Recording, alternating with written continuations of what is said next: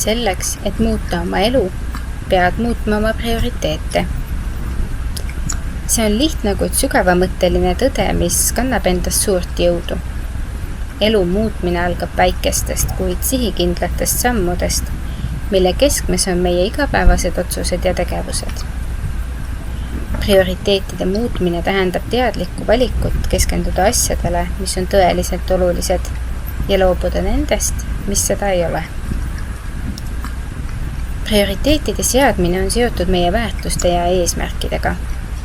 Sageli võib juhtuda, et me elame autopiloodil, keskendudes tegevustele ja kohustustele, mis ei too meid lähemale meie tegelikele soovidele ja unistustele. Selleks, et teha muutusi, on vaja esmalt endalt küsida, mis on minu elus kõige olulisem. Kas ma pühendan oma aega ja energiat nendele asjadele, mis mulle ja mu elule tõelise tähenduse annavad? Näiteks, kui keegi soovib elada tervislikumalt, peab ta oma prioriteedid ümber seadma, et kaasata oma igapäevaellu rohkem liikumist ja tervislikku toitumist.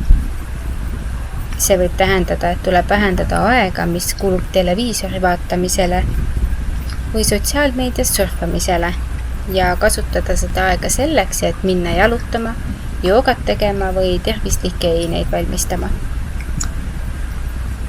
Esialgu võib see tunduda keeruline, kuid kui uued harjumused saavad prioriteediks, muutub elu samm-sammult tervislikumaks ja rahuldust pakkuvamaks.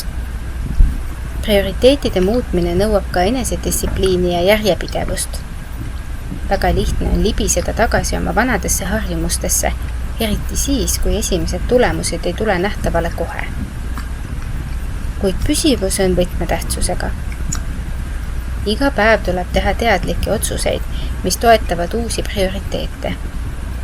See võib tähendada ajakava koostamist, eesmärkide seadmist ja nende poole püüdlemist väikeste sammudega. Muutuste tegemine prioriteetides ei puuduta ainult individuaalseid harjumusi, vaid ka suhteid ja sotsiaalset keskkonda. Kui meie eesmärk on näiteks rohkem aega veeta perega või sõpradega, peame tegema teadlikke otsuseid, et vähendada töökoormust või muid tegevusi, mis võtavad aega kallite inimestega koos olemise arvelt.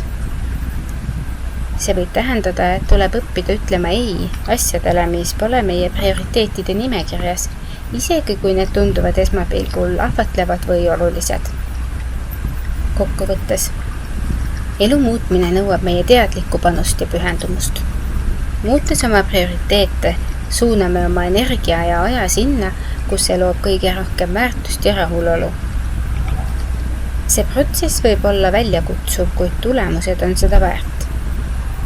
Meie elu kvaliteet ja õnnetunne on tihedalt seotud sellega, millele me oma tähelepanu ja ressursid suuname. Seega, kui soovid tõeliselt muuta oma elu, alusta oma prioriteetide ümberhindamisest ja päriselt nende järgi tegutsemisest. Aitäh ja peatse kuulmiseni!